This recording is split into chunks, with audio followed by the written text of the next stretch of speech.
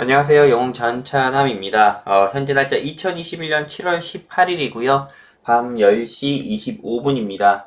교육 자료가 좀 늦게 만들어지고 또 그리고 추가적으로 조금 주말에 많은 분들의 좀 종목 분석도 해드리고 있다 보니까는 이렇게 조금 교육용 녹화 영상을 조금 늦게 진행하게 되었습니다.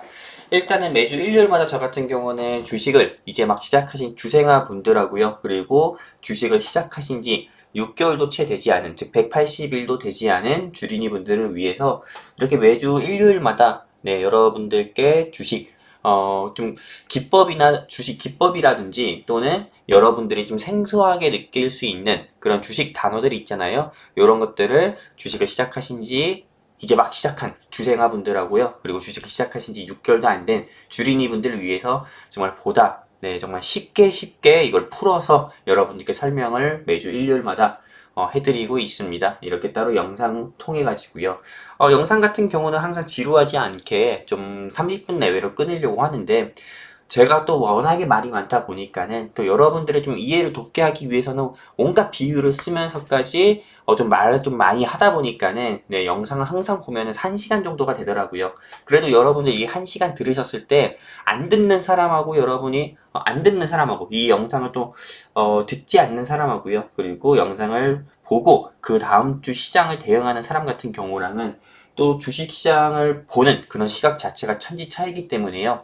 영상을 보신 분들이 꼭 이 전차남의 주식교실 영상 보시면서 큰 도움이 되셨으면 좋겠습니다. 투자하시는 데서 큰 도움이 되시고 다음 주에도 내일 7월 19일부터 시작되는 다음 주에도요. 조금 돈도 많이 수익을 내셨으면 좋겠습니다. 자, 그렇다면 이제 바로 시작하도록 하겠습니다. 주식은 인생 그리고 야생.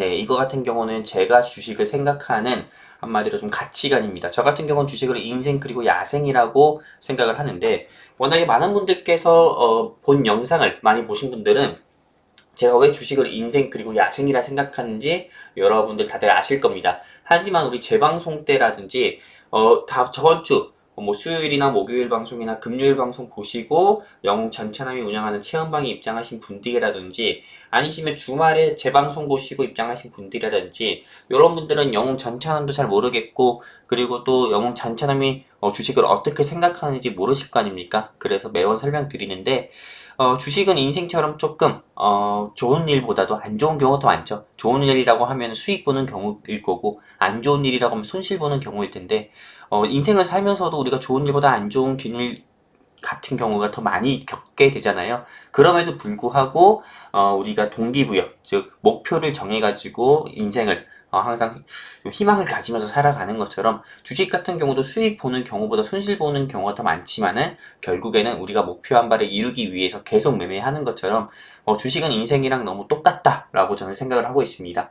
그리고 또 야생이라고 얘기하는 이유는 나 홀로 매매하면 굉장히 외로운 시장이에요. 옆집 철수는 뭐 시즌으로 100% 200% 먹었다고 하는데 나 같은 경우는 옆집 철수가 시즌으로 100% 200% 먹고 또 옆집 철수가 시즌 더 간대 하는 말에 그때 또 들어갔다가 오히려 물리게 되면은 정말 이거 누구한테 말도 못 하잖아요. 되게 고독하고요. 그리고 옆집 철수를 미워할 수도 없고요. 옆집 철수 같은 경우도 30% 손해실 봐서 70% 수익 매도했다고 하지만은 70% 수익 보고 매도했다고 하지만은 반대로 내 계좌는 철수말 믿고 산 철수말 믿고 시즌 고점에 산 내 계좌는 30% 마이너스니까 이거 어디 가서 말하겠습니까?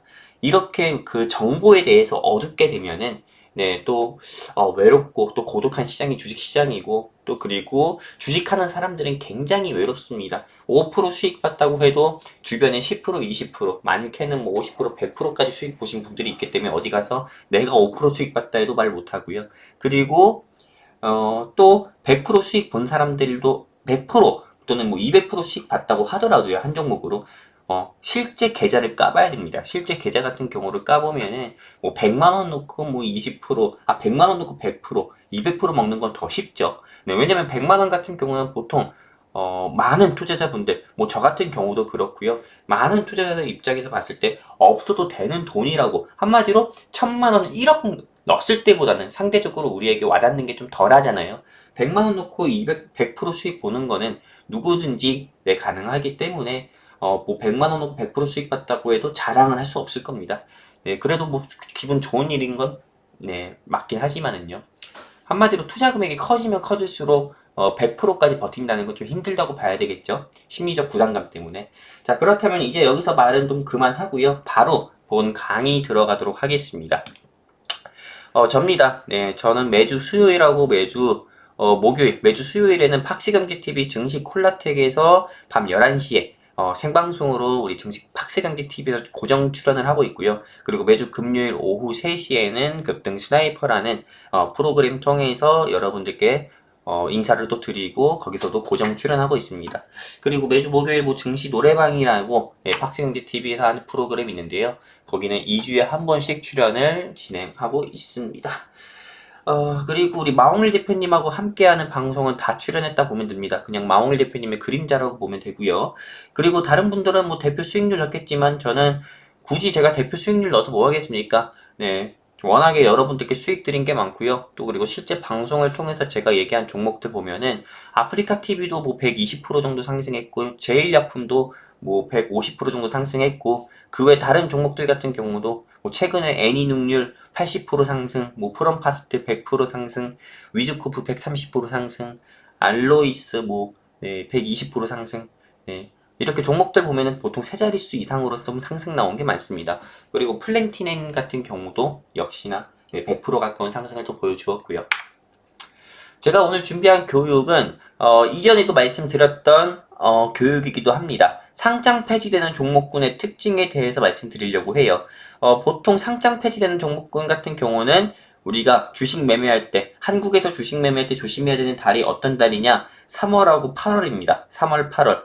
네, 근데 이제 3월이랑 8월 달에 어떤 일정들이 있냐면은 감사보고서랑 반기보고서라는 게 있어요.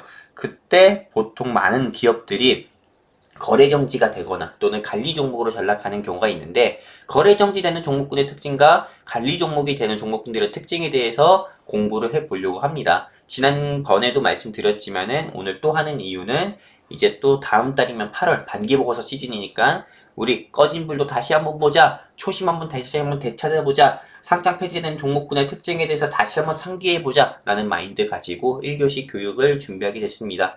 2교시 같은 경우는 벌써 이제 2021년 하반기가 시작됐고요. 네, 이제 3, 4분기가 3분기가 시작이 됐다고 봐야 됩니다. 이런 시점에서 각 섹터별 방향성에 대해서 한번 짚어드리는 시간 한번 가져보려고 합니다. 그렇다면 상장 폐지가 어떤 건지에 대해서 말씀 좀 드리도록 할게요. 상장 폐지 같은 경우는 개념 일단 보시면은 증시에 상장된 주식이 매매 대상으로서 자격 상실된 겁니다. 네, 한마디로 사람 같은 경우도 주민등록증 같은 경우가 있잖아요. 근데 보통 사람 같은 경우도 인생을 다해서 죽고 나면은 어떻게 보면은 주민등록증이 말소되는 것처럼 증시에 상장된 주식이 매매 대상으로서 자격 상실, 즉 매매를 할 수 없게 상장이 취소되는 거를 우린 흔히 상장 폐지라고 합니다. 그리고 상장 폐지에 대한 기준을 한번 보도록 할게요.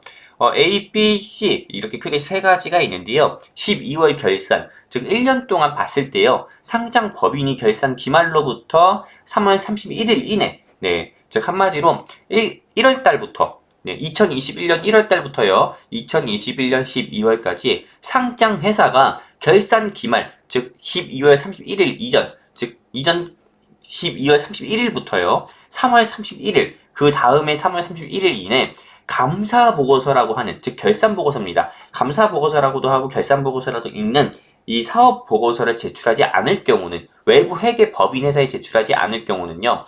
관리 종목으로 지정이 되고요. 그리고 10일 이내 미 제출 시에는 거래소에서 이 투자자를 보호한답시고 거래 정지를 하게 됩니다. 상장 폐지 실질 심사가 들어가게 되는 거죠.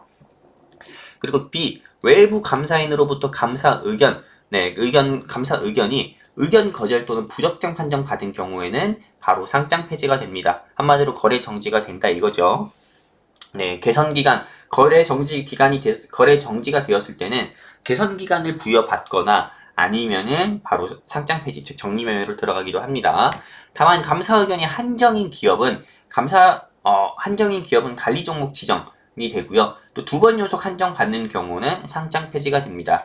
제가 이거에 대해서 말씀드리면은 보통 3월달 감사 보고서, 즉 결산 보고서 시즌 때는 3월달 감사 보고서 시즌 때랑 8월달 반기 보고서 시즌 때 외부 회계 법인을 통해서 모든 상장사들은 감사 의견을 받아야 됩니다. 즉 한마디로 그 회사 내에서 우리 회사 재무에 대해서 스스로 판단해서 감사 의견 내리는 게 아니고요. 무조건 공정하게 판단을 받을 수 있게요. 외부 회계사, 외부 회계 법인, 뭐 삼일이라든지 삼형이라든지요. 네, 이런 회사들의 이런 해무, 이런 회계사무소죠. 네, 이런 회계사무소 이런 회사들을 통해 가지고요. 무조건 감사 의견을 받아야 됩니다. 그 회사에 대한 재무, 1년간의 재무를 전부 다 제출해 가지고요.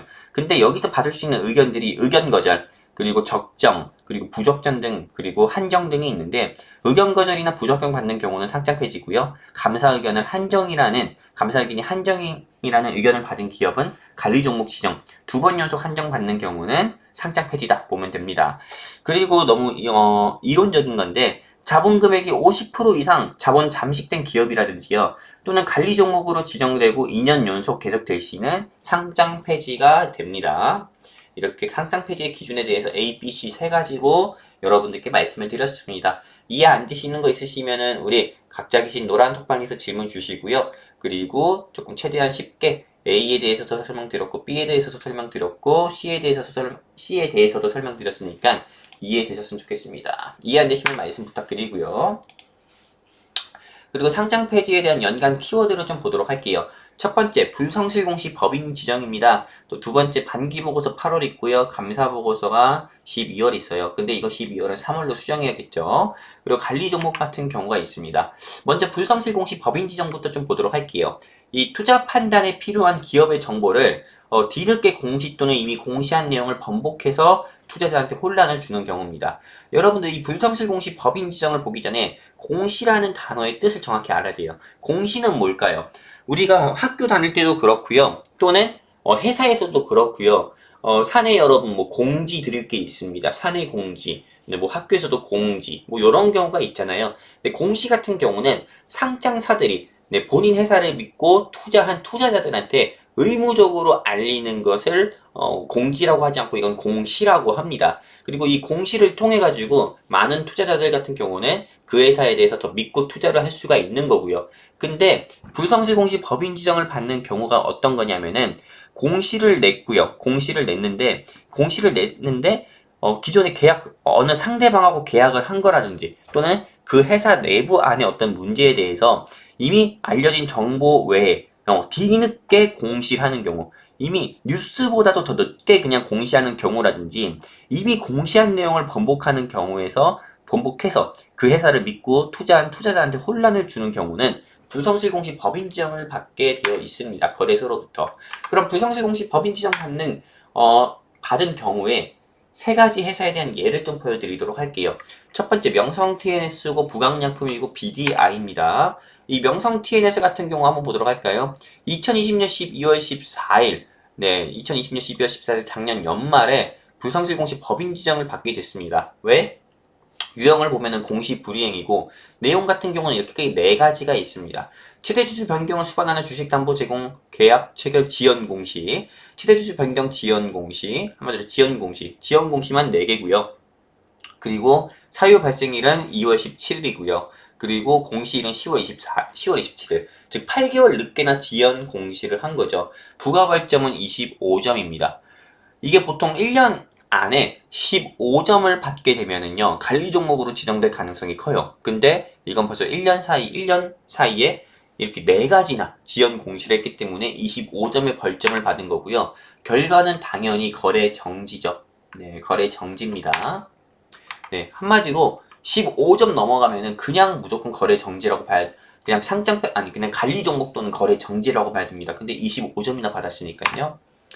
그리고 부강약품 한번 보도록 할게요. 이 부강약품 같은 경우는 2021년 3월 3일에 공시가 나온 거고 공시 불이행이고요. 그리고 단일 판매 공급 계약 체결 정정 사실. 아까는 공시를 지연해가지고 8개월 동안이나 지연해가지고 25점 맞았다고 하면은 이번에는 정정 사실 수정을 했다는 거죠. 네, 수정 후에 지연 공시가 발생된 겁니다. 3월 3일이고요. 그리고 예상 주가를 볼까요? 네, 한마디로 3월 2일에 불성실 공시 내용이 발표가 되니까는요. 네, 주가가 한번 1850원 쭉 내려오는 모습과도 보여주었고요. 그리고 추가적으로 또 어떤 BDI 한번 보도록 하겠습니다. BDI 같은 경우는 역시나 정정 신고인데요. 정정 전에 2022년 12월 28일이 사채 만기이라고 했는데 정정 후에는 2023년 12월 30일 한마디로 뒤로 밀려난 거죠. 그리고 나서 주가가 한 번 더 공시가 나왔습니다. 부성실 공시 법인 지정을 받게 됐어요. 정정 신고했으니까는요. 그리고 주가 같은 경우는 이틀 연속이나 이렇게 크게 좀 하락 나오는 모습을 보여주었습니다. 한마디로 불성실 공시 법인 지정을 받게 되면은 당연히 주가는 하락이 나올 수밖에 없어요. 그 다음날 하락이 나올 수밖에 없고 또는 너무 한 번에 벌점을 7.8점을 받게 되면은 그 다음날 하루 동안은 거래 정지가 되는 경우도 있습니다. 근데 그 다음날 하루 거래 정지되고 그 다음날에 재개된다고 하더라도 주가 10%에서 15% 하락은 피할 수 없다. 이거 보시면 돼요. 자, 부성실 공시 법인에 대해서 한번 최종 정리를 해볼게요. 공시를 번복하고요. 또는 기재 정정하는 회사 같은 경우는 매수를 피하는 것이 가장 좋습니다. 여러분들 어떤 회사를 매매하든 간에요. 1년 사이에 공시를 보면은 공시를 좀 작게 번복하는 회사들이 많습니다. 공시 바로 옆에 가로에다가 정정 공시를 계속 발표하는 회사들이 많은데 이렇게 공시를 번복하는 회사나 기재 정정한 회사는 매수 피하자 말씀드리고 싶고요. 그리고 이번에 아까 말씀드린 것처럼 1년 누적 벌점이 15점 이상인 경우는 관리 종목으로 지정될 우려가 크다라고 보시면 됩니다. 그렇기 때문에 공시를 볼 때 1년 사이에 공시를 전부 다 찾아서 여러분들께서 어떤 회사를 매매할 때 12개월 사이에 공시를 체크 후에 매매하는 게 좋은데 이 중에서 불성실 공시 법인 지정을 받은 기업이 있다고 하면은 이건 무조건 피하시는 게 좋고요. 또 1년 누적 벌점이 7.8 또는 8점 이런 회사들 같은 경우는 아예 보지 마십시오. 추가적으로 벌점 8점이라든지 7점 더 받게 되면 관리 종목으로 지정될 우려가 크니까는요. 그리고 불성실 공시 법인 지정일 이후 일주일 이후가 매수 포인트입니다. 불성실 공시 법인 지정일 이후에 보통 일주일 동안은 주가가 계속 하락세를 거칠 거거든요. 근데 그 뒤에 어떤 이 회사가 모멘텀이 좀 충분히 시장에서 좀 상한가나 상승 나오는 섹터랑 부합한 모멘텀을 가지고 있다고 하면은 그때는 이 회사가 매수 포인트로 그때 일주일 뒤에 하락세가 끝나고 나서 조금 지지돼서 올라가는 선이 있잖아요. 제가 지난주에 저항이랑 지지에 대해서 말씀드렸는데 지지돼서 올라가는 그 선을 보고 매매하는 게 좋다 말씀드리고 싶습니다. 그럼 이제 반기 보고서 한번 보도록 할게요. 8월인데요. 8월에 반기 보고서 시즌에 대해서 말씀드릴 건데 회사가 회계연도 중간입니다. 네, 중간이에요. 1, 2분기 끝나고 3분기 시작할 때 중간에 가결산해서 당사의 재무 상황이나 사업 내용을 공시하는 자료로 8월 이내 외부 회계법인에 반기 보고서를 제출하는 겁니다. 결산 보고서 같은 경우는 상장 법인이 12개월간의 1년간의 회사의 재무 상황 및 사업 내용을 공시하는 자료로 항상 매해마다 3월에 결산 보고서를 제출하는 거고요. 반기와 결산 보고서에 대한 개념입니다. 적정 의견, 한정 의견, 부적정 의견, 의견 거절. 제가 외부 회계 법인 통해 가지고 모든 상장사들은 8월이랑 3월 달에 반기 보고서랑 결산 보고서 제출해야 된다 했잖아요. 이때 외부 회계 법인을 통해서 받을 수 있는 의견인데 적정, 한정, 부적정 의견 거절이 있습니다. 여러분들께서 이거는 전부 다 한 번씩 읽어보셨으면 좋겠고요. 한정은 2번 맞게 되면은 거래 정지나 관리 종목 될 우려가 크고요. 부적정 의견 같은 경우나 의견 거절받는 경우는 바로 거래 정지라고 보면 됩니다. 적정 의견 같은 경우는 살았다. 그 다음 해까지 매매해도 되겠다 라고 보시면 됩니다. 아무 문제가 없는 거예요. 자, 반기랑 감사보고서에 대해서 말씀드리겠습니다. 일단 여러분들께서 반기보고서랑 감사보고서에 대한 개념을 숙지해야 됩니다. 개념 같은 경우는 아까 처음에서도 말씀드렸고 방금도 말씀드렸던 것처럼 반기보고서는 모든 상장사들이 코스피 코스닥에 상장되어 있는 모든 상장사들이 8월 달에 외부 회계 법인 통해 가지고 감사 의견을 받는 거고요. 감사 보고서 같은 경우는 모든 상장사들, 코스피 코스닥에 상장되어 있는 모든 상장사들이 1월부터 12월까지 12개월간의 당사의 재무 상황이라든지 공시 같은 경우를 외부 회계 법인에 제출해가지고 적정, 한정, 의견 거절, 부적정 등의 의견을 받는 겁니다. 이거에 대한 개념 숙지하시고요.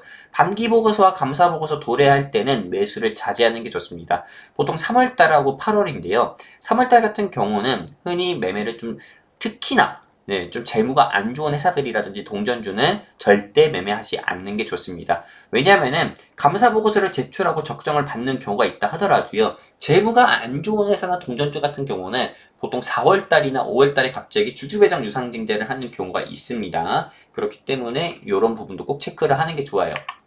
그리고 이때 시장이 안 좋아요, 보통. 왜냐하면은 보통 눈치 보기 장세가 시작이 되거든요.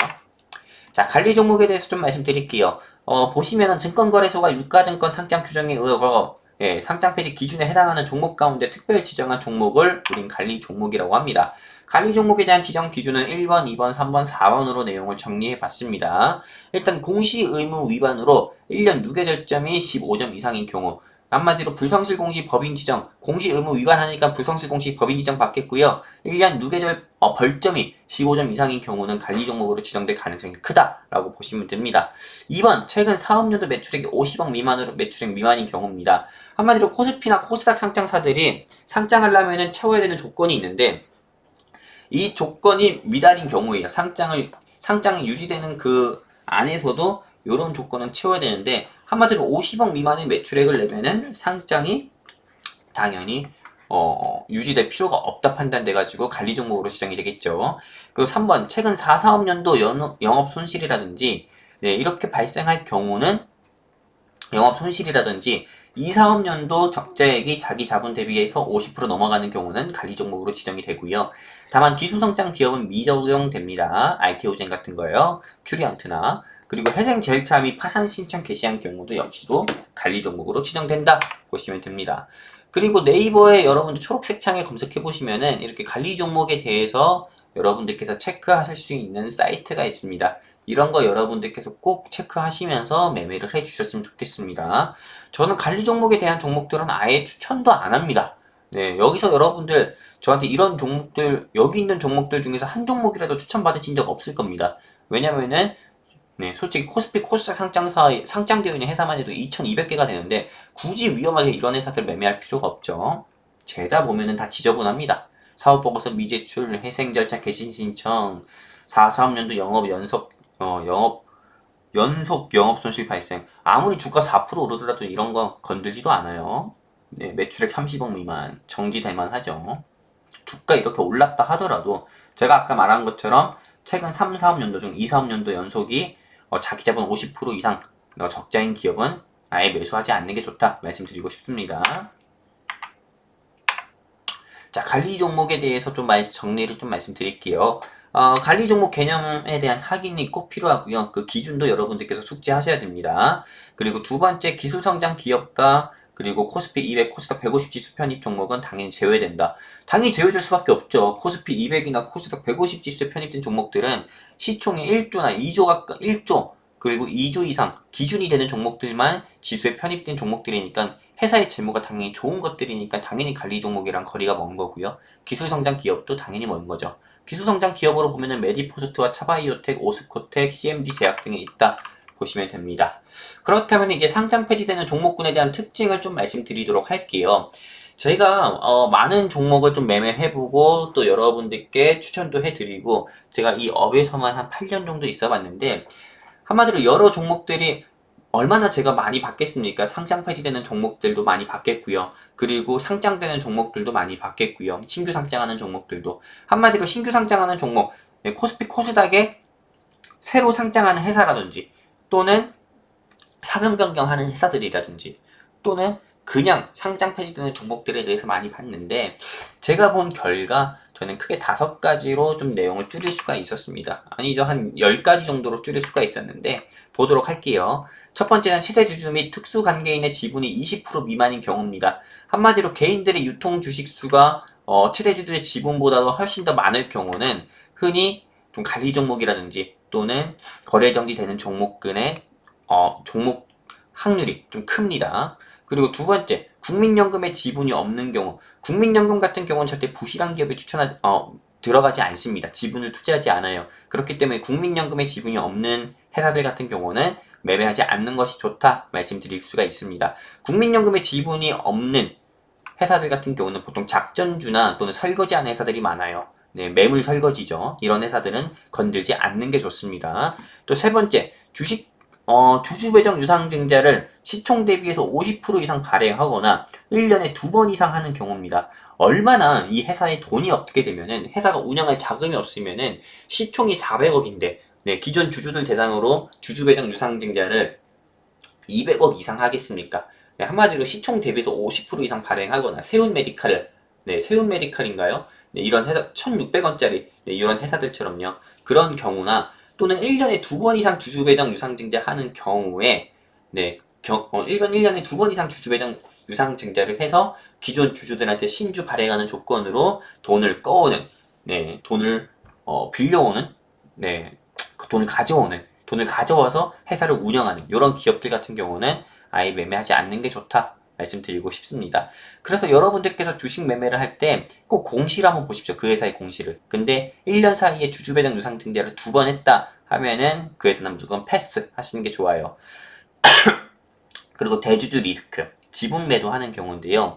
보통 오너 리스크라고도 합니다. 보통 주식이 조금 어떤 모멘텀을 바탕으로 해서 상승 나올 때 오너들이 좀 지분 매도하는 경우도 있어요. 근데 보통 제약바이오 회사나 또는 제약바이오 회사에서 이런 경우가 굉장히 많습니다. 어떤 경우냐고 하면은 신라진의 지금 문땡땡 회장인데 이름이 기억 안 나네요. 이 사람도 그렇고요. 그리고 모나미 같은 경우도 그랬고요. 뭐 네이처셀의 라정찬도 유명하고요. 하지만 네, 보통 모멘텀 같은 경우가 충분히 바탕이 된다고 하면은 뭐 네이처셀이나 뭐 모나미 같은 경우처럼 지분 매도한 회사라 뭐 메가MD 같은 경우도 그랬지만 네, 지분 매도했다 하더라도 그게 정책주나 네, 그게 뭐 대선 정책 수혜주라든지 그리고 모멘텀이 아직 시장에서 살아있다고 하면은 지분 매도 후에도 그 모멘텀을 바탕으로 다시 한번 상승 나오는 경우도 많습니다.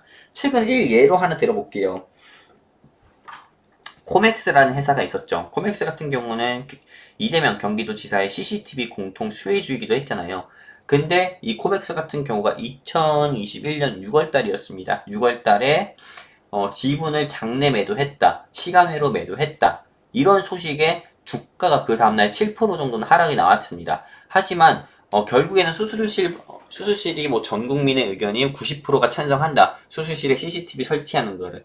요 소식으로 인해서 다시 한번 주가가 1,500원, 1,800원, 아니 11,000원까지도 상승 나온 경우가 있었거든요. 그렇기 때문에 대주주가 지분 매도하는 거는 굳이 이게 큰 악재라고는 볼 수 없습니다. 하지만 보통 모멘텀을 다시 한번 모멘텀이 살아있다고 하면은 그 모멘텀을 바탕으로 다시 한번 상승 나오기도 하니까는 너무 크게 걱정할 문제는 아니다라고 볼 수가 있는데 굳이 근데 대주주 지분 매도하는 회사는 피하시는 게 좋긴 하죠. 자, 그리고 다섯 번째 제일 중요한 건데요. 잦은 전환가액 조정 및 발행, 즉 한마디로 사채 발행하는 거랑요. 그리고 BW 발행하는 경우입니다. 한마디로 잦은 전환가액 조정을 한다는 거는 회사가 돈이 없어가지고 계속 돈을 시비 발행하는 거예요. 그리고 BW는 신주 인수 부사채권을 발행하는 건데 이런 경우는 좋지가 않죠. 한마디로 회사의 재무가 안 좋다는 거를 반증하는 그런 걸 보여주는 거니까요. 3번, 5번 같은 경우가요. 그리고 6번 동전주는 매매하지 않는 게 좋다 말씀드리고 싶습니다. 보통 회사 재무 뭐 100억, 200억도 안 돼요. 자, 7번째 주력 사업 외에 신사업을 추진하는 경우 BDI라든지요, 또는 세미콘 라이트처럼 주력 사업 외에 갑자기 제약바이오 사업을 한다. 어느 뭐 미국의 엘리엇 에슨이랑 뭐 어떤 회사랑 뭐 MOU를 맺었다 하면서 제약바이오로 신사업을 진출한다. 또는 가상화폐 거래소를 오픈한다. 이런 경우는 무조건 믿고 거르자 말씀드리고 싶습니다. 또 거래 정지되었다가 재개된 경우입니다. 보통 UCI라든지요, 뭐 이런 회사들이 있는데 거래 정지되었다가 재개된 경우는 매매하지 말자 말씀드리고 싶어요. 아홉 번째 스펙주입니다. 스펙주는 언제 상장 폐지돼도 이상하지 않습니다. 그렇기 때문에 정말 많은 분들께서 시장이 어지러울 때, 시장이 난세일 때, 변동성 폭이 큰 시장일 때 스펙주들이 상승 나오는 경우가 많거든요. 근데 그때 여러분들께서 그냥 불나방처럼 뛰어드는 분들 굉장히 많습니다. 연가시 먹은 거 마냥요. 근데 절대 그냥 건들지 마세요. 스펙주는 그냥 올라가다가 거래 정지돼서 상장 폐지돼도 절대 이상하지 않다. 그렇기 때문에 투자를 통해서 돈을 벌 거면은 이 스펙주는 절대 건들지 마십시오.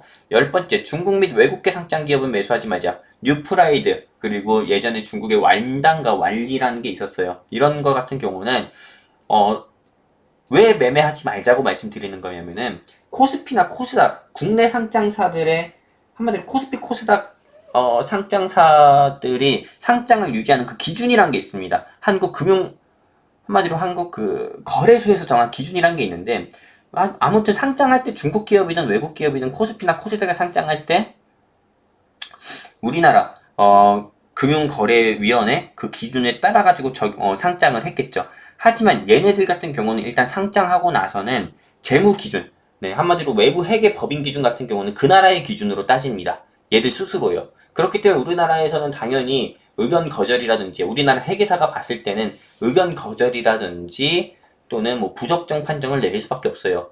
네, 그렇게 되면은 이 회사들 같은 경우는 재무가 멀쩡하다 하더라도요. 네, 당연히 조금 우기는 게 좀 있더라고요. 억지 부리고요. 그렇기 때문에 조금 그 기준에 따라 기준이 상이하기 때문에 보통 거래 정지되는 경우가 많습니다. 관리 종목으로 지정되거나. 네, 그렇기 때문에 얘네들은 아예 쳐다보지 않는 게 좋다. 중국 및 외국계 상장 기업들은 말씀드리고 싶습니다. 특히나 적자 기업이면 더더욱 보지 마시고요. 이렇게 해서 상장 폐지되는 종목군의 특징에 대해서 말씀을 드렸고요. 이제는 거래 정지 후에 재개될 가능성이 큰 종목들에 대한 특징에 대해서 말씀드리도록 하겠습니다. 첫 번째는 상장 폐지 결정, 효력 정지, 가처분 신청을 해야 됩니다. 일단은 거래 정지, 내가 가지고 있는 회사가 거래 정지가 됐어요. 그러면은 내가 가지고 있는 회사 거래 정지 됐는데 재개될 가능성이 큰 종목들의 특징에 대해서 말씀드릴 거예요. 일단 내가 가지고 있는 회사가 거래 정지됐다. 근데 그 회사 같은 경우는 거래 재개를 하려면은 보통 이 위에 이렇게 다섯 가지 아래에서 다섯 가지로 정리해 놓은 거에 대한 노력을 좀 해야 노력을 해야 거래 재개가 될 가능성이 큽니다.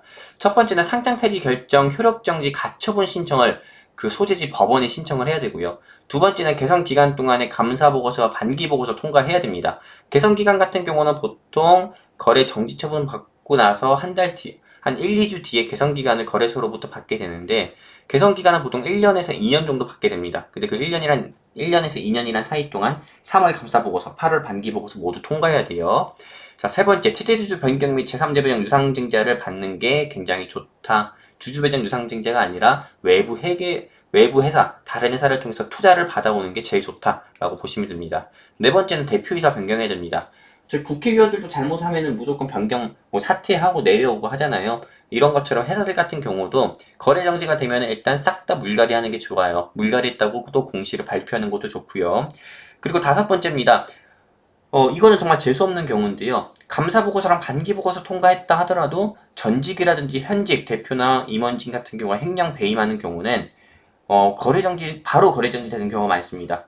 그렇기 때문에 이럴 경우에서는 마지막으로 살 타이밍이 있는데 하한가 가기 전에 매도해야 됩니다. 무조건. 또 배임 금액이 자기 자본 대비해서 50% 미만인 경우에는 네, 보통은 재개될 가능성이 크다라고 보시면 됩니다. 근데 자기 자본 대비해서 50% 이상이나 횡령 배임한 기업 같은 경우는 거래 재개가 아니고 상장 폐지될 가능성이 크다라고 볼 수가 있고요.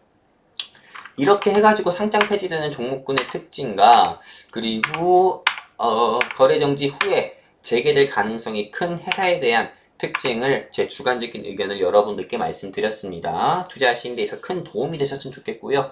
그렇다면 이제 7월 4주차 섹터별 방향성에 대해서 좀 말씀드릴게요. 섹터는 정치, 제약, 바이오, 반도체, 2차 전지로 좀 나눠봤습니다. 일단 정치 섹터 정치 섹터부터 좀 보도록 할게요. 야권입니다. 그리고 여권이고요. 많은 관련주들이 있죠. 최재형 전 감사원장 관련주들이 지난주에 시장에서 상승 나온 적이 있었고요. 그리고 김동연 전 경제부총리 관련주 역시도 상승 나온 적이 있었습니다. 그리고 SDN 같은 경우는 이낙연 관련주이기도 하고 유승민 관련주이기도 해서 같이 한번 상승 나온 적이 있었죠. 우리가 흔히 정치 테마주를 본다고 하면은 이 사람하고요. 그리고 이 사람하고요. 그리고 이 사람하고요. 이 사람하고요. 이 사람, 예, 요 사람. 여기까지만 보면 될 것 같습니다. 나머지는 다 나가리 보시면 돼요. 네, 이렇게 크게 이 사람도 나가리죠. 네, 이 사람 때문에 2020년에 다들 아시죠? 네, 이 사람이 북한 김정은 뒤졌다, 죽었다 이렇게 입방정 떨어가지고 네, 일단 뭐 지수 크게 하락 나왔잖아요. 네. 아무튼 나가리 네, 이렇게 한, 둘, 셋, 넷, 다, 일곱 이렇게 약건은 7명 정도만 보면 되고요. 그리고 조금 이제 좁혀질 인물로 보면은 이렇게 윤석열 씨랑 안철수 네, 이 두 사람만 봐도 충분은 합니다. 여권 같은 경우는 좀 보도록 할까요? 여권 같은 경우는 일단 이렇게 세 분 보시면 됩니다. 전 국무총리고 전 국무총리고 네, 현재 경기도 지사이자 이전엔 성남시장이었고 이전엔 또 대권 출마도 한번 하셨던 분이시죠. 네, 현재는 근데 이분께서 조금 지지율이 가장 높습니다.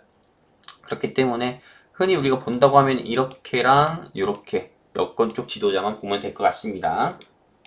많은 관련주들이 있는데 지난주 같은 경우는 보통 이 최재형 전 감사원장 관련주 같은 경우가 시장에서 크게 상승 나왔었고 여권 쪽에서는 이낙연 씨 관련주가 시장에서 상승이 나왔습니다. 이낙연 씨 관련주 같은 경우가 시장에서 상승 나온 이유는 이분이랑 비교해서 봤을 때 조금 지지율에서 큰 차이가 없었다 하는 소식에 남선알미늄, SDN 그리고 범양검양 같은 경우가 상승 나왔었죠. 그렇다면은 정치 테마주 한번 보도록 할게요. 야당이랑 여당 후보별 인맥주가 있고요. 정책 수혜주들이 있습니다. 정책 수혜주 하면 어떤 겁니까? 일자리, 그리고 기본주택, 수술실 CCTV, 개헌, 네, 저출산 등 굉장히 많은데 저 같은 경우는 지금 우리가 굳이 정치 섹터를 건든다고 하면은 정책주 위주로 매매하는 게 가장 좋다라고 좀 말씀드리고 싶습니다. 왜냐면 인맥주 같은 경우는 흔히 조금 주가가 상승 나오다가도 그 회사에서 우리는 이 후보랑 관계없다 라는 소식이 공시를 발표하면은 주가가 하락 나오기도 마련이거든요. 네, 그리고 또 추가적으로 여론 조사 지지율에 따라서도 뭐 윤석열의 지지율이 더 높았다면 윤석열 관련주가 올라가고 또 내일은 또 지지율이 이재명 씨가 더 높았다면 이재명 지지율이 올라가고 한마디로 등락폭이 너무 크기 때문에 한마디로 지지율에 따라서 주가 상승이나 하락률도 다르기 때문에 저는 인맥주보단 정책 수혜주 여야 후보들의 공통 정책 수혜주를 공략해보는 게 좋다 말씀드리고 싶습니다. 그리고 제약바이오 섹터를 좀 보도록 할게요. 네, 제약바이오 섹터를 좀 보도록 하면은 백신하고 치료제 섹터가 있고 진단키트가 있고 헬스케어가 있습니다. 보통 이렇게 크게 전 세 가지로 나눠놨는데 일단 백신 치료제 섹터부터 좀 보면은 정리해서 좀 말씀드리면은 좀 세 가지로 저는 정리해봤습니다. 일단 코로나19 델타 변이 확산세가 돌파 감염 사례가 지속적으로 나오고 있잖아요. 그렇기 때문에 백신에 대한 수급 확보 난항 이야기도 지속적으로 부각이 돼서 백신에 대한 섹터로 저는 좀 지속적으로 수급이 이번 주 역시도 유입이 되지 않을까 예상을 하고 있습니다. 그리고 두 번째입니다. 코로나19 치료제 섹터 중에서는 피라맥스라든지 경구용 치료제 위주로 한번 보시는 게 좋을 것 같습니다. 코로나19 치료제가 약템나도 있고 그 외 뭐 포시아라든지 칼리트라라든지 굉장히 많지만은 일단 피라맥스 신풍지약 뭐 이상 실패 소식이 있지만은 이거는 말 그대로 찌라시성으로 그냥 하한가 같다는 얘기도 있기 때문에 피라맥스 관련주라든지 경구용 지금 먹는 코로나19 치료제 있잖아요. 요런 거 한번 좀 관심 있게 보셨으면 좋겠습니다. 이런 관련주 같은 경우는 여러분들께서 한번 스스로 한번 찾아보셔도 되시고요. 자, 세 번째. 러시아 백신인 스푸트니크 및 코비박 관련주 역시 수급이 조금 유입될 걸로 예상이 되고 있어요. 왜냐면은 현재 집권 여당인 더불어민주당 대표 송영길 씨가 한국 코러스를 방문했다고 합니다. 주말 사이에요. 네, 그렇기 때문에 스푸트니크랑 코비박 관련주도 한번 관심 있게 보는 게 좋다 말씀드리고 싶습니다. 그리고 진단키트 한번 정리해 보도록 할게요. 진단키트 같은 경우는 선별적 매매가 좀 중요하다고 보고 있습니다. 매매할 때 대체장고 무조건 봐야 돼요. 대체장고라든지 단기 상승한 종목은 좀 피해서 매매하는 게 좋고요. 일단 제가 이렇게 말씀드리는 이유는 여기에 있습니다. 일주일 이상 우리나라의 코로나19 확진자, 델타 변이 확진자와 코로나19 신규 확진자가 1000명이 넘는 신규 확진자 수에도 불구하고 일주일 동안 진단키트 섹터는 계속 하락세를 보여줬습니다. 네, 그렇기 때문에 한마디로 신규 확진자가 늘어남에도 불구하고 진단키트는 하락세를 보여줬기 때문에 저는 이게 좀 내리막 계속 걷지 않을까 생각을 하고 있어요. 그렇기 때문에 꼭 선별적 매매가 중요하고요. 또 단기 상승한 종목은 피해서 매매하고 후속주를 찾는 매매하는 게 좋다 말씀드리고 싶습니다. 그리고 또한 갑자기 월요일에 내일 시장에서 상승 나온다 하더라도 윗골이 달리고 내려올 확률이 크기 때문에 항상 먹을 때는 3%나 5% 먹을 생각으로 진입하는 게 좋다 말씀드리고 싶고요. 또 헬스케어 섹터 같은 경우는 지금 전망이 밝다고 봅니다. 델타 변이 확산으로 인해 신규 확진자가 계속 늘어날 거 아닙니까? 그러면은 당연히 중환자 수도 당연히 늘어나겠고요. 그렇기 때문에 인공호흡기라든지 음압병실이라든지 음압구급자, 원격으로 관련주 등은 계속 의료기기 위주로 좀 의료기기 섹터로 수급이 유입될 걸로 저는 기대를 하고 있습니다. 예상을 하고 있고요. 우리 메디아나 보유하고 있고요. 자, 반도체랑 2차전지 보도록 할게요. 반도체 같은 경우는 삼성전자, SK하이닉스가 있고요. 2차전지는 테슬라랑 현대차가 있고 자율주행은 크게 대표 종목은 없습니다. 근데 현대차랑 비슷하다 보면 되고요. 일단은 반도체와 2차전지에 대한 좀 내용을 정리 한번 해보도록 할게요. LG화학이 전지소재에 6조 투자한다는 소식이 있고요. 또 K배터리 동맹을 맺어가지고 미국과 한국 같은 경우가 K배터리 동맹을 맺어가지고 중국의 전기차 산업에 대응을 한다라는 소식에 정말 2차전지 관련주들이 지난주에 조금 모든 종목들이 상승 나오기보다도 좀 일부 관련주들이 시장을 주도하는 모습도 보여주었습니다. 일단 삼성전자랑 SK하이닉스, 삼성전기 등을 보유하고 있는 사람들은 홀딩하는 게 좋습니다. 반도체 섹터들은 한마디로 얘네들이 주가 하락이 나오면 코스피 지수도 말 그대로 깨지기 때문에 얘들도 역시도 주가는 하락이 안 나오고 앞으로 상승 나온다 봅니다. 왜냐면은 이제 1분기 실적 발표가 얼마 남지 않았거든요. 이 실적 발표 당연히 우리가 관심 있게 봐야 되고요. 그리고 또 역시나 삼성전자 또 어닝 서프라이즈 예상하기 때문에 당연히 홀딩하자 말씀드리고 싶습니다. 그리고 2차전지 같은 경우는 당연히 테슬라 주가 방향성을 봐야 됩니다. 테슬라에 따라서 우리나라 2차전지 크게 영향받기 때문에 테슬라 주가의 방향성의 움직임 꼭 필요하고요.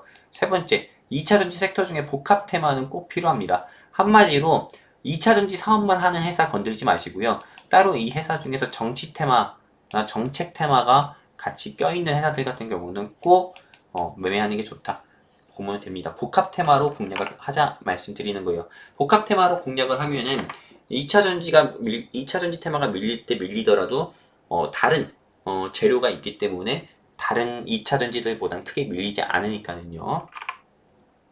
자, 그럼 7월 4주차 주가 방향성에 대해서 좀 말씀드리도록 하겠습니다. 일단은 일본 대사가 좀 무개념적인 발언을 했습니다. 우리나라 문재인 대통령 또는 외교부 관계자들 또는 고위 공직자들 대상으로요. 무개념 발언 등을 해가지고 이런 외교적 결례로 인해서 내일은 애국 테마주인 모나미라든지 또는 그 외 모나미 같은 경우가 시장에서 상승 나올 걸로 예상이 됩니다. 신성통상이라든지요. 열돔이죠. 지난주도 정말 뜨거울 정도로 더웠고요. 그리고 이번 주 역시도 뜨겁게 덥다고 하는데 열돔에 따른 폭염 현상에 따른 냉방기 수혜주들이 시장에서 상승 나올 것 같습니다. 그리고 다음 주 증시 일정을 좀 보도록 하겠습니다. 일단은 21일, 22일, 28일 정도가 주요 일정 등이 있는데 일단은 미국의 IT 기업인 실적 발표 소식이 있습니다. 넷플릭스, IBM, 인텔, ASML 요 대기업들의 실적 발표 소식에 따라서 반도체 관련주들의 방향수도 한번 움직이겠죠. 그리고 한국의 생산자 물가지수랑 수출입 동향 지수가 21일 발표 일정이 있고요. 유럽의 ECB 통화정책, 우리가 미국 같은 경우에서 발표한 미국의 연방준비제도 은행은 FED라고 하잖아요. 근데 유럽은 ECB라고 합니다. 유럽에서도 통화정책 회의를 하는데 이때에 따라서 유럽 증시가 한번 크게 변동성 폭이 있다라고 보시면 됩니다. 이거라면 당연히 우리나라도 영향을 받게 되겠죠. 그리고 한국의 에브리버 코스닥이 상장한다고 합니다. 이렇게 일단 다음 주 증시 일정은 이렇게 크게 세 가지가 있습니다. 그리고 제가 여러분들 위해서 아까 전에 처음 오프닝 멘트에서 말씀 안 드렸지만 조금 성공 투자에 가까운 방법에 대해서 좀 말씀드리려고 이런 부분도 추가하게 되었습니다. 일단 1번입니다. 여러분들께서 정말로 많은 분들께서 좀 단기간에 아주 빠른 시간에 수익을 내고 싶어 하시는 분들이 굉장히 많습니다. 근데 한 가지 말씀드리고 싶은 게 단기간에 빨리 수익을 내려고 하면은 무조건 깨질 수밖에 없습니다. 100% 정도 수익을 내시려면은요, 한 종목으로 100% 정도 수익을 내려면은 6개월을 보고 투자를 해야 됩니다.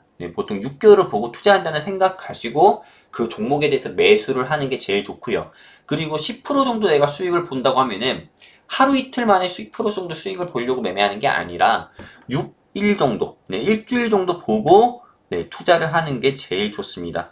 한마디로 당장 눈앞에 있는 거를 보고 여러분들께서 매수 버튼 누르지 마시고요. 100% 정도 먹으려고 하면은 6개월 뒤에 섹터별 방향성에 대한 분석까지 하고 네, 매매를 들어가는 게 좋습니다. 그래야 100% 먹을 수 있다 말씀드릴 수가 있고요. 그리고 내가 어떤 회사 가지고 6일 정도, 어떤 회사 가지고 10% 정도 먹으려고 하면은 딱 정말 6일 정도만 보십시오. 일주일 뒤에도 이 회사가 정말 주가가 어떻게 움직일지 네, 그 기술적 분석하고요. 그리고 기본적 분석을 통해서 일주일 뒤에도 이 회사가 모멘텀이 그대로 이어질지 이런 것들 보고 매매하는 게 좋습니다. 한마디로 6일을 보고 매매하는 게 좋다 말씀드리고 싶어요. 10% 정도 수익 보고 싶으면. 그리고 한 종목으로 20% 이상 수익 내려면은 한 달 정도는 보고 투자하시는 게 좋습니다. 근데 무조건 이건 정해져 있는 건 아니에요. 여러분들도 아시다시피. 실제 6개월을 보고 투자했을 때 100%가 아니라 200%도 먹을 수가 있는 거고요. 6일 보고 투자했을 때 10%가 아니라 15%, 20%도 볼 수 있는 거고.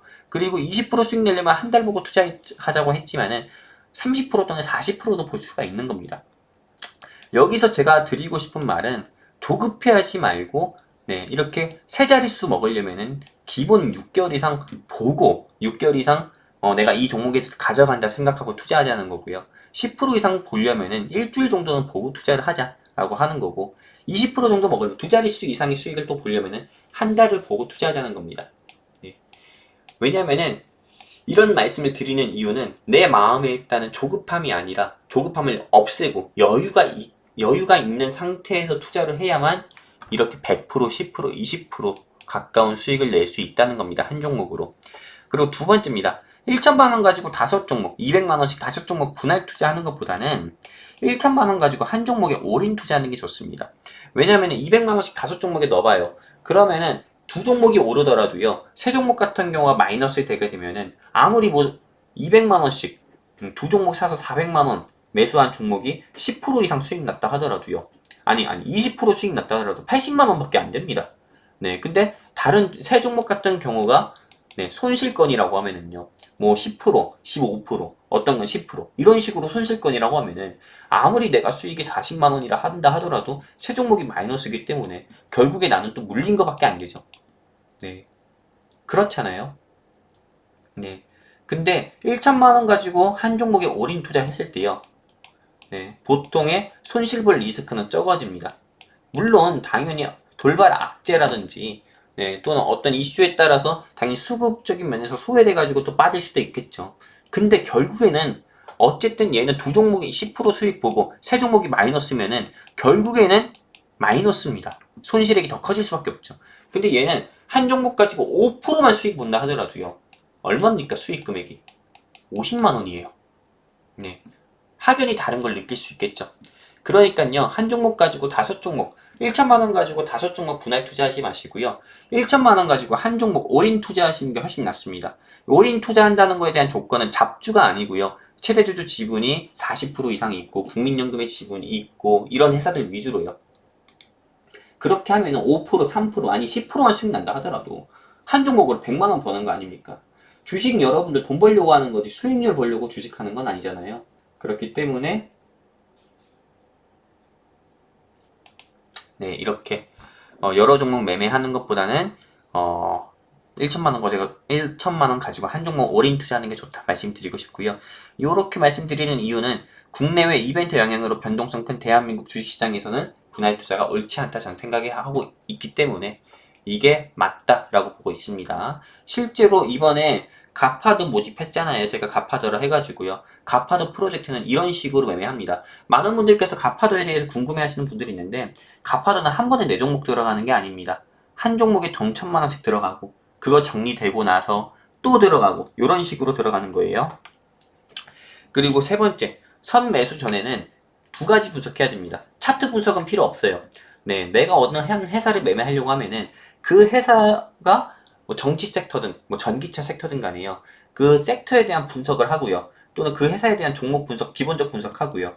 그리고 후 매수 후에 하락 나올 때마다 불안하면은요.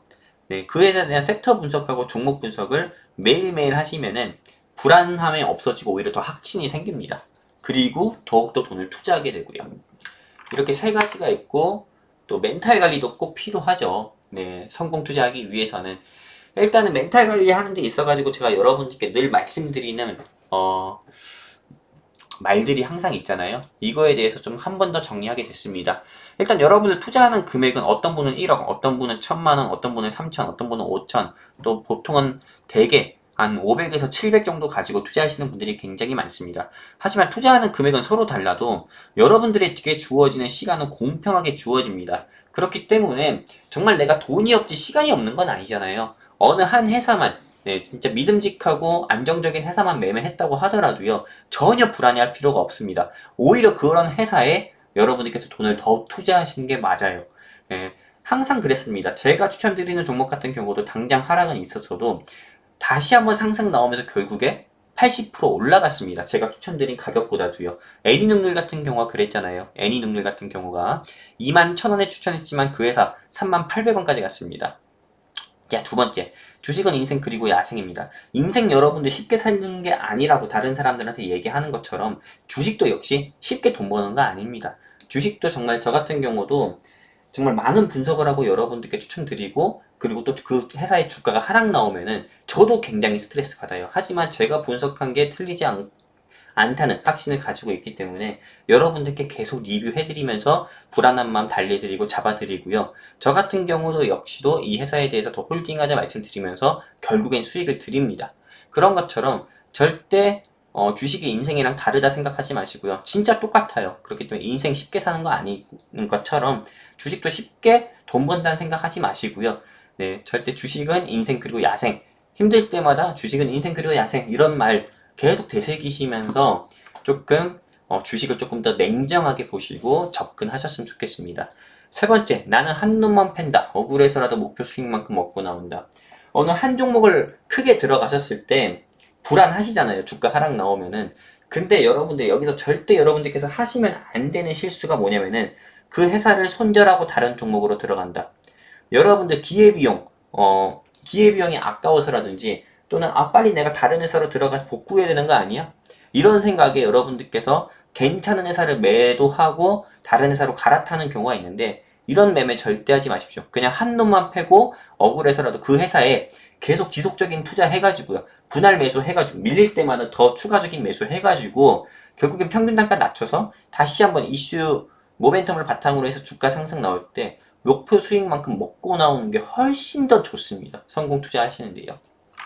성공 투자하시는데 이렇게 크게 두 가지가 있습니다. 꼭 이거 명심해 주셨으면 좋겠습니다.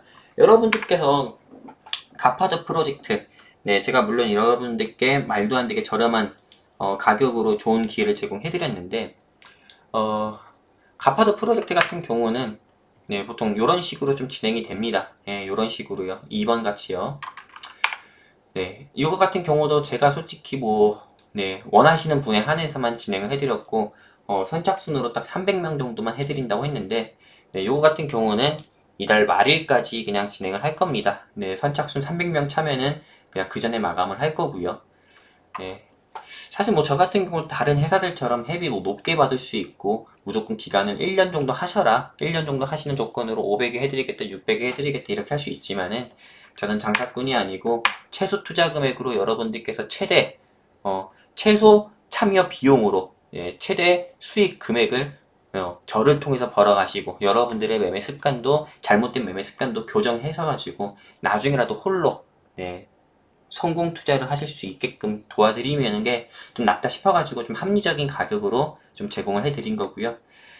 이렇게 조금 오늘 교육 같은 경우는 상장 폐지되는 종목군의 특징이랑요, 그리고 주식 7월 4주차 각 섹터별 방향성에 대해서 짚어드렸고, 또 성공 투자하는 방법과 성공 투자하는 데 있어 필요한 멘탈 관리에 대한 말씀 좀 드리면서 오늘 교육은 좀 여기서 마감을 해야 될 것 같습니다. 영상은 한 1시간 정도 나온 것 같아요. 근데 1시간 동안 정말 여러분들께 도움되는 말씀만 드린 것 같습니다. 도움되는 말씀만 드렸고, 여러분들 투자하시는 데 있어서 정말 이 영상이 좀 크게 도움이 될 거라고 믿고 영상 녹화를 진행했습니다. 아까도 말씀드렸지만 영상 1시간이라도 보신 분들하고 보시지 않은 분들은 다음 주 시장에서 정말 대응하는 것 자체가 다를 겁니다. 그리고 본 영상 보신 분들은 정말로 크게 돈 버실 거라고 네, 저는 생각을 하고 있고요. 저는 영웅 전차남이었고요. 여기서 방송은 좀 종료하도록 하겠습니다. 너무 늦었는데 네, 영상 시청해주셔서 감사드리고요. 네, 내일 뵙도록 하겠습니다. 감사합니다.